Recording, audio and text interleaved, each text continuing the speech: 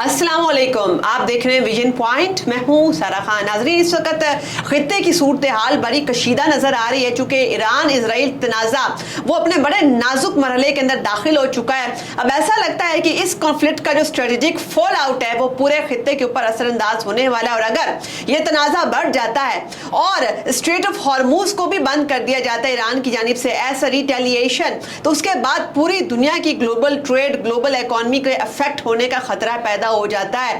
अब इस तनाजुर के अंदर कि जब ये जंग जो है मजीद कॉम्प्लेक्स सिचुएशन के अंदर दाखिल हो रही है, वो कौन कौन सी पॉसिबिलिटीज हैं जिनकी वजह से जो है पाकिस्तान भी असरअंदाज हो सकता है, और जिस तरीके से अब ये मॉडर्न कॉम्बैट और नई जो है वॉरफेयर जो है ट्रांसफॉर्म हो रही है, एक कॉन्टेक्ट वॉरफेयर के अंदर जो नॉन कॉन्टेक्ट वॉरफेयर के अंदर दाखिल हो रही है, ये किस तरीके से फ्यूचर ऑफ कॉन्फ्लिक्ट को शेप अप करने वाली है।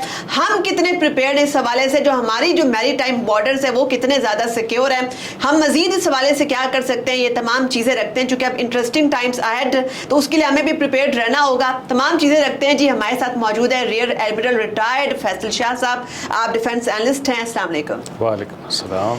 अच्छा सर, हमने देखा है कि जो ईरान इसराइल तनाज़ा है वो लगता है ऐसा है कि चूंकि मॉडर्न वॉरफेयर बड़ी कॉम्प्लेक्स, बड़ी ट्रिकी होती जा रही है, बूट्स ऑन ग्राउंड के बगैर ही आप अपने स्ट्रेटेजिक मकासद हासिल कर सकते हैं। अब ये जो नॉन कॉन्टैक्ट वॉरफेयर है, क्या आपको लगता है कि कन्वेंशनल वॉरफेयर बिल्कुल खत्म हो गई है, बूट्स ऑन ग्राउंड का कंसेप्ट, और अब सिर्फ इसी तरीके से नॉन कॉन्टैक्ट वॉरफेयर जैसे ईरान इसराइल की चल रही है ऐसे ही चलेगा? बिस्मिल्लाहिर्रहमानिर्रहीम, शुक्रिया मुझे प्रोग्राम में लेने का।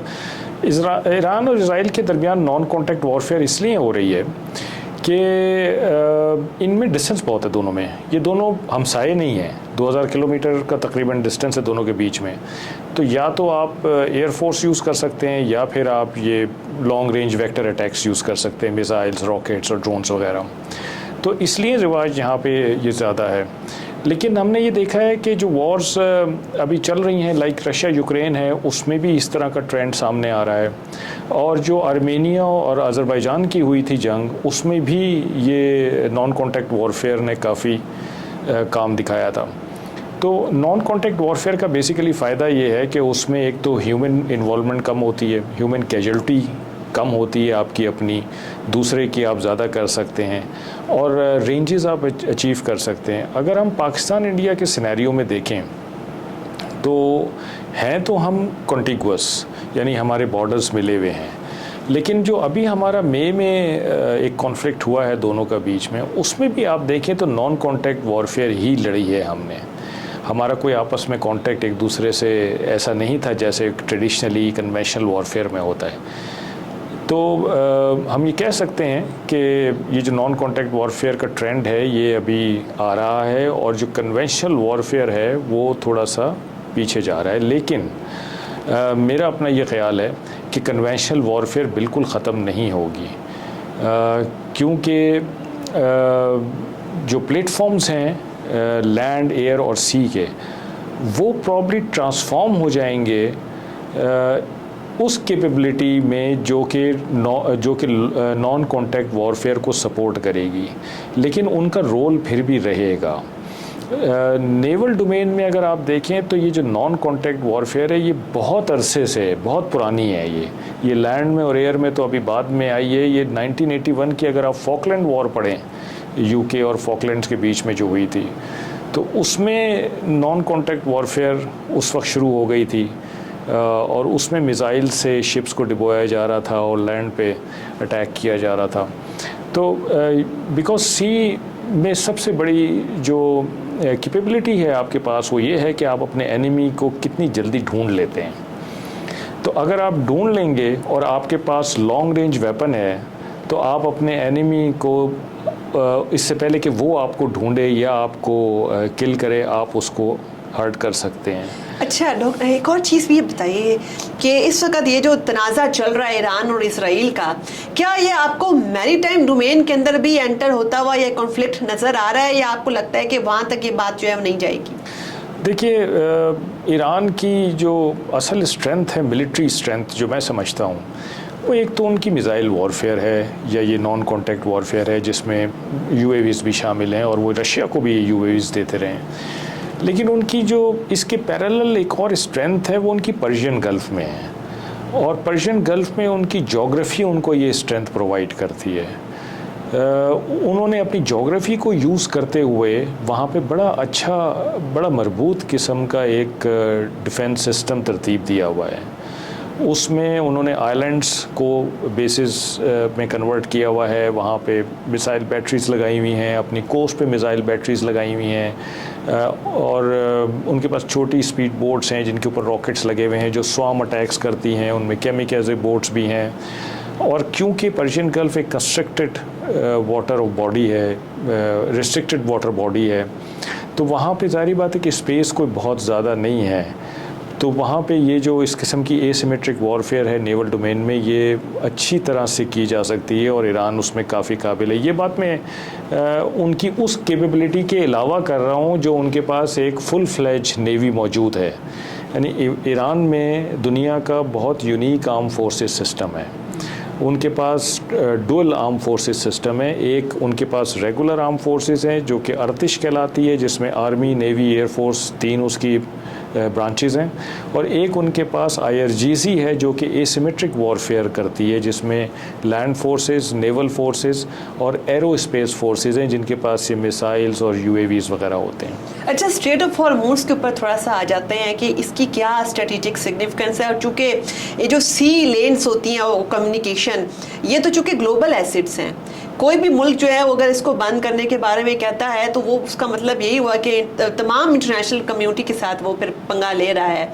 तो क्या ऐसा करना जो है, क्या आपको लगता है कि ये एक वाइज स्ट्रेटेजिक मूव होता है अगर कोई भी मुल्क जो है किसी भी कॉन्फ्लिक्ट के दौरान जो उसके पास जो वाटर वे है वो दावा कर दे कि मैं इसको बंद कर दूंगा? नहीं, ये जाहिर बात है कि विजडम तो इसमें नहीं है, और आप इसमें सारी दुनिया की दुश्मनी मोल लेते हैं, आपके ऊपर डिप्लोमेटिक प्रेशर भी आ जाता है, जो डिप्लोमेटिक सपोर्ट आपको मिली होती है वो आपसे लूज़ हो जाती है। लेकिन अगर आपका सर्वाइवल एट स्टेक है तो हर मुल्क आखिरी हद तक जाने को तैयार होता है।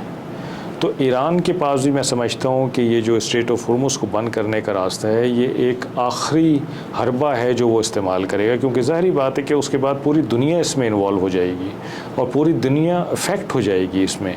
ना सिर्फ कि ये जो खलीजी ममालिक हैं, जो ख़ित्ते के ममालिक हैं बशमूल पाकिस्तान और इंडिया, बल्कि फ़ार ईस्ट के ममालिक, चाइना, ये सब इफ़ेक्ट होंगे इससे। 20 से 30% तेल जाता है, 50% गैस यहाँ से जाती है, तो रोज़ाना 21 मिलियन बैरल का तेल स्ट्रेट ऑफ हॉर्मुज़ से पास करता है, उसमें से 18 मिलियन बैरल वही तेल स्ट्रेट्स ऑफ मलाका से गुजरता है, तो यानी कि वो फ़ार ईस्ट की तरफ जा रहा है। तो दुनिया की डिपेंडेंस है यहाँ पे। लेकिन ईरान एक, मैं समझता हूँ कि बहुत ज़िम्मेदार मुल्क है, और वो इस बात को समझता है कि उसके इस स्टेप से उसके ऊपर क्या अपोजिशन आएगी और क्या क्रिटिसिज्म आएगा। लेकिन उसको ये भी देखना होगा, ज़ाहिर बात है कि अगर मेरा अपना सर्वाइवल एट स्टेक है तो फिर जो मेरे पास कैपेबिलिटी है मैं उसको यूज़ करूं। अच्छा, एक और चीज़ भी फैसल साहब आपने नोटिस की होगी, आपने चूँकि आखिरी हरबे की बात की कि अक़वाम जो है वो अपने सर्वाइवल मोड के तौर पर जो है फिर जाती हैं उसके ऊपर। हमने अभी जो है पाकिस्तान इंडिया के कॉन्फ्लिक्ट के दौरान भी भारत की जानिब से कोई सीमिंगली एक आखिरी हरबा लग रहा था, वो ये होगा कि जी वो पाकिस्तान का जो है वो अपना जो बैरी बेड़ा विक्रांत, INS विक्रांत, वो मूव करके पाकिस्तान से मैरी टाइम फ्रंट से जी हमला कर देंगे, मगर वो वाला आखिरी लम्हा जो है वो उसके बाद कभी भी नहीं आया। तो क्या आपको लगता है कि इसका ये जो यहाँ पर भी जो कॉन्फ्लिक्ट एक है ईरान इजराइल का, ये वाली प्लेबुक जो है दोबारा आपको इंडिया पाकिस्तान के थिएटर में भी इम्प्लीमेंट होती हुई आपको थोड़ी सी प्ले आउट होती नजर आएगी, और फिर हमारा भी जो मैरीटाइम फ्रंटियर है डेफिनेटली अभी तक हमने उसके ऊपर कोई मार्का तो नहीं देखा, आइंदा भी कोई मार्का आपको नजर आ रहा है यहाँ पर? देखिए, कैपेबिलिटी तो दोनों तरफ है, पाकिस्तान के पास भी और इंडिया के पास भी है, लेकिन इंडिया की जो कैपेबिलिटी है उसको थोड़ा सा मिसरीड किया जाता है, उसको उसके नंबर्स पे चले जाते हैं हम, और ये देख लेते हैं कि उसके पास बहरी बेड़ा है यानी एयरक्राफ्ट कैरियर है, तो वो एयरक्राफ्ट कैरियर उसको हम कंपेयर करते हैं जो US के एयरक्राफ्ट कैरियर्स हैं या चाइना के एयरक्राफ्ट कैरियर्स हैं या UK का जो एयरक्राफ्ट कैरियर है उसके साथ हम उसको मिला देते हैं। जो इंडिया का एयरक्राफ्ट कैरियर है उसकी कैपेबिलिटी उन एयरक्राफ्ट कैरियर्स के मुकाबले में बहुत कम है। उन एयरक्राफ्ट कैरियर्स पे तकरीबन 60 से 70 जहाज़ होते हैं जो कि टॉप नॉच जहाज़ होते हैं, और वो एयरक्राफ्ट कैरियर ने जो काम करना होता है वो काम करते हैं। फॉर एग्ज़ाम्पल एयरक्राफ्ट कैरियर का काम ये होता है कि वो एक डिफरेंट जगह पे जाके अपने एयरक्राफ्ट को फ्लाई करता है और वहाँ पे एयर सुपीरियॉरिटी जनरेट करता है ताकि दुश्मन की एयर फोर्स उसमें ना आ सके, और फिर उसके नीचे उस एयर सुपीरियॉरिटी एनवलप के बीच नीचे उनकी अपनी नेवी अपना काम कर सके सुकून के साथ। ये बेसिकली उसका काम होता है। इंडिया के पास जो एयरक्राफ्ट हैं, जो एयरक्राफ्ट कैरियर के ऊपर हैं, वो 10 से 12 हैं। आप कहाँ 60 से 70 या कहाँ 10 से 12। और वो जो एयरक्राफ्ट कैरियर हैं वो भी कोई इतने कोई हाई फाई नहीं है, MiG 29 के हैं या Su-30 हैं, और उनका मुकाबला ज़मीन पे यानी फ़ज़ा पे हमारे एयरफोर्स के साथ हो चुका है और हम उनको गिरा चुके हैं। तो वो एयर सुपीरियॉरिटी इस्टेब्लिश नहीं कर सकते जो कि उनका मकसद है करने का। तो अगर एयरक्राफ्ट कैरियर अपना काम नहीं कर पा रहा तो बेहतर है कि उसको आगे ना लेके आया जाए, क्योंकि वो तो ख़ुद एक बहुत बड़ा टारगेट बन जाता है। अच्छा, एक और चीज़ फैसल साहब, ये इस वक्त चूँकि हम देख रहे हैं कि एक तनाज़ा भी चल रहा है, ईरान इसराइल का भी चल रहा है, इससे पहले कुछ अर्सा पहले चूँकि भारत और पाकिस्तान का भी एक तनाज़ा हुआ था। तो इस कॉन्टेक्स्ट के अंदर आपको क्या लगता है कि दोबारा इस खित्ते के अंदर जो है एक बड़े पैमाने के ऊपर जंग फैल सकती है, या ये तमाम मामला जो है वो डिप्लोमेसी डी एस्केलेशन के ज़रिए से ही तमाम मामला आपको रिजॉल्व होता हुआ नज़र आ रहा है? चूँकि इसका बैक चैनल डिप्लोमेसी भी चल रही है, मगर चूँकि जो जंगें होती हैं उसके अंदर मिस कैलकुलेशन जो है ज़रा सी जो है वो आप कैलकुलेट नहीं कर सकते। आपने देखा रशिया यूक्रेन की जो वॉर थी, उन्होंने कैलकुलेशन कुछ और की हुई थी, वो जंग अब तक चल रही है। आपको ये पूरा खित्ता जो है कि आपको ये जंग के बादल यहाँ पर मंडलाते हुए नजर आ रहे हैं, या आपको लग रहा है कि यहाँ पर अमन इस्तेकाम हो जाएगा? आप ईरान इसराइल की बात कर रहे हैं? मैं इस पूरे खित्ते की बात कर रही हूँ, क्योंकि यहाँ पर अभी जो है वो पाकिस्तान और भारत की सिचुएशन भी वो अभी तक ख़त्म नहीं हुई है। वो बार बार कहते हैं कि जी एक पोज आया है, मिलिट्री पोज आया है, और इधर से ये एक नया कॉन्फ्लिक्ट, ये एक बर्निंग कॉन्फ्लिक्ट है। तो इस खित्ते को आप कहाँ जाता हुआ देख रहे हैं? देखिए, जो डायनामिक्स है ना पाकिस्तान इंडिया के, वो बिल्कुल डिफरेंट है इसराइल और ईरान के। तो ये दो डिफरेंट बिल्कुल सेपरेट केस स्टडीज़ हैं। मेरा नहीं ख्याल कि इनमें कोई मुमासलत हमें ड्रॉ करनी चाहिए। मगर एक मुमासलत इसमें जो है वो नेतन्याहू और वो ज़ायनिस्ट प्लेबुक नहीं है, एग्जैक्ट वही मॉडल, एग्जैक्ट वही टेक्नोलॉजी, और इसराइल जो है वो जिस तरीके से इंडिया को प्रोवोक करता रहा है वो टेक्नोलॉजी भी इनफैक्ट देता रहा है उसको। आपकी बात सही है कि उनमें जो अलाइनमेंट है इंडियन गवर्नमेंट या इंडियन रूलिंग पार्टी में और जो इस वक्त इसराइल में रूलिंग पार्टी है, उसमें जो अलाइनमेंट है वो बिल्कुल है ऐसी। और वो जो टेक्स्ट बुक एग्जाम्पल इसराइल की है वो इंडिया ने चलाने की कोशिश की, लेकिन उस पाकिस्तान और ईरान में फ़र्क है। तो दूसरी चीज़ ये है कि ईरान के अगेंस्ट US इसराइल के साथ खड़ा हुआ है। आप ये देखिए कि जब इसराइल ने अभी अटैक किया ईरान पे, तो उसके 2 दिन बाद जब ईरान ने रिस्पॉन्ड करना शुरू कर दिया, तो 2 दिन के अंदर अंदर इसराइल US के पास गया और उसको कहा कि तुम जंग में आ जाओ। तो यानी इसराइल को भी अकेला, वो भी अकेला ईरान के ख़िलाफ़ नहीं लड़ सकता, और उसके साथ US खड़ा हुआ है। यहाँ पे इंडिया के साथ क्या हुआ कि जब इंडिया की पिटाई शुरू हुई और इतनी तेज़ी से शुरू हुई कि उनको ख़ुद समझ नहीं आया कि ये हमारे साथ क्या हो रहा है, तो वो US के पास भाग गए और उन्होंने कहा कि इसको रुकवा दो। तो US इंडिया के साथ आके खड़ा नहीं हुआ, बल्कि US ने पाकिस्तान इंडिया का कॉन्फ्लिक्ट रुकवा दिया, क्योंकि डायनामिक्स दोनों तरफ डिफरेंट है। यहाँ दोनों न्यूक्लियर पावर्स हैं, वहाँ पे एक न्यूक्लियर पावर है और ईरान बनने जा रहा था, और वहाँ पे US का अपना एक ईरान के साथ 40-50 साल से एक झगड़ा चल रहा है, जो कि एक बैकग्राउंड है बेसिकली US के इस वॉर में आने का, जो कि ट्रम्प साहब भी कहते हैं। यहाँ पे पाकिस्तान के साथ उनके ताल्लुकात उतने उस तरह के ख़राब नहीं है, बल्कि शायद अच्छे ही हैं हमारे ताल्लुकात, हमने अच्छा बैलेंस मेंटेन किया हुआ है। तो इन दोनों में मुमासलत मेरे ख्याल नहीं है। हाँ, जब तक कि टेरिटोरियल डिस्प्यूट्स हल नहीं होते और जब तक कि हमारे बीच के जो प्रॉब्लम्स हैं वो हम सॉल्व नहीं करते, और जब तक हम नए प्रॉब्लम्स इवॉल्व करना बंद नहीं करते, लाइक जैसे अब इंडिया ने ये कह दिया है कि जी हम पाकिस्तान का पानी बंद कर देंगे, तो ये एक नया प्रॉब्लम है जो इंडिया ने क्रिएट कर दिया, एक नया इशू है जो जिस पे जंग हो सकती है। पाकिस्तान ने कहा है कि ये एक एक्ट ऑफ वॉर होगा। तो जब तक हम ये टेंडेंसी नहीं ख़त्म करेंगे, इस खित्ते में इस किस्म की चीज़ें होती रहेंगी। और समझने की बात देखें ये है, ख़ास तौर पे इंडिया को, कि पाकिस्तान उसका नेबर है, और वो ये पाकिस्तान और इंडिया ने क़यामत तक इकट्ठे रहना है। तो क्या हमने लड़ते रहना है?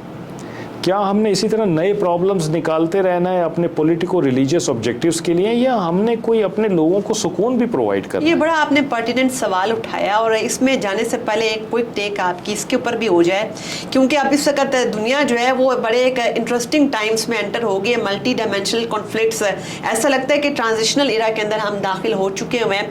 ऐसे में ग्लोबल ट्रेड को प्रोटेक्ट करना, और स्पेसिफिकली जो सी साइड है, जो मैरीटाइम साइड है, हमारी नेवी पेट्रोल्स और हमारी मैरीटाइम सिक्योरिटी, वो इसमें क्या किरदार अदा कर रही है? देखिए, हमने तो हमेशा रीजन में कोलैबोरेटिव मैरीटाइम सिक्योरिटी की बात की है। कोलैबोरेशन, कोऑपरेशन, कोऑर्डिनेशन, हम हमेशा इस चीज़ के दाई रहे हैं। और इसकी मिसाल मैं इस तरह से दूंगा कि जब 2003 में कोएलिशन मैरीटाइम फोर्सेस बनी, 9/11 हुआ, और उसके बाद फिर ये coalition maritime combined maritime forces बनी, कंबाइंड मैरीटाइम फोर्सेस बनी, तो पाकिस्तान खत्ते का वाहिद मुल्क था और उन चंद पहले ममालिक में था जिसने उसको ज्वाइन किया, क्योंकि हम समझते थे कि ये तमाम लोगों की बेहतरी के लिए काम होगा। तो हमने काउंटर टेररिज्म फोर्स में CTF 150 में शमूलियत इख्तियार की। फिर 2009 में हमने एंटी पायरेसी के लिए जो CTF 151 बनाई गई थी उसमें शमूलियत इख्तियार की, क्योंकि हम ये समझते हैं कि ये सब के लिए बेहतर इक़दाम है। फिर हम आज तक उसमें हम शामिल हैं, कई दफ़ा हम उसको कमांड कर चुके हैं, अपने शिप्स की हमारे उसमें पार्टिसिपेट करते हैं।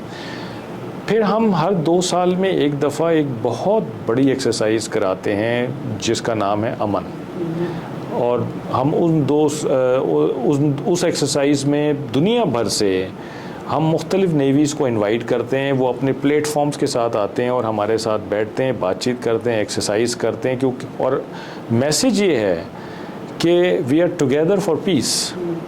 तो हमने मिलजुल के काम करना है, हमने मिलजुल के चैलेंजेस को सामना करना है और उनसे निबर्द आज़मा होना है। फिर हम एक रीजनल मैरीटाइम सिक्योरिटी पेट्रोल, ये हमारा अपना इनिशिएटिव है कि हमारे अपने जहाज़ जो गल्फ़ ऑफ एडन है, जो ये पर्शियन गल्फ़ है, या जो ईस्ट की तरफ से हमारी ट्रेड आ रही है, उसको प्रोटेक्ट करने के लिए, उसको सिक्योर करने के लिए हम अपने जहाज़ों को डिप्लॉय करते हैं मुख्तलिफ़ जगहों पे, ताकि हमारे तरफ जो मर्चेंट शिप्स आ रहे हैं, जो हमारा सामान लेकर आ रहे हैं, वो महफूज अपने आप को फ़ील करें, उनको कोई तंग ना करे सी में। फिर हम एक हमारा इनिशिएटिव है coastal security and harbour defence force, जिसमें हमने हर थोड़े अरसे बाद एक पोस्ट बनाई हुई है जो कि समंदर में देख रही है रडार के थ्रू, और वो जब देखते हैं कि वहाँ पे कोई गड़बड़ हो रही है, कोई सस्पिशियस एक्टिविटी है, तो नीचे से उनके पास बोट होती है और उसमें मरीन्स और स्पेशल सर्विस वाले होते हैं, वो जाते हैं और जाके उसको चेक करते हैं, और अगर कुछ ना हो तो उसको छोड़ देते हैं, अगर हो तो उसको पकड़ के ले आते हैं। ज़बरदस्त हो गया। इसी के साथ जो है आज की नशिस्त कंक्लूड करते हैं। आपके कॉम्प्रिहेंसिव एनालिसिस का बहुत शुक्रिया। जैसे कि हमारे मौजूद मेहमान ने एक बड़ी खूबसूरत लाइन दी कि we are together for peace. Pakistan ने हमेशा एक कोलैबोरेटिव किरदार अदा किया है, पाकिस्तान हमेशा अमन का दाई रहा है, और यही मुजाहरा पाकिस्तान ने अपने मैरीटाइम फ्रंटियर्स के ऊपर भी किया। पाकिस्तान हमेशा डायलॉग डिप्लोमेसी को ही जो है फ़रोग देता रहा है। अपनी मेज़बान सारा खान को दीजिए इजाज़त। अल्लाह हाफ़िज़।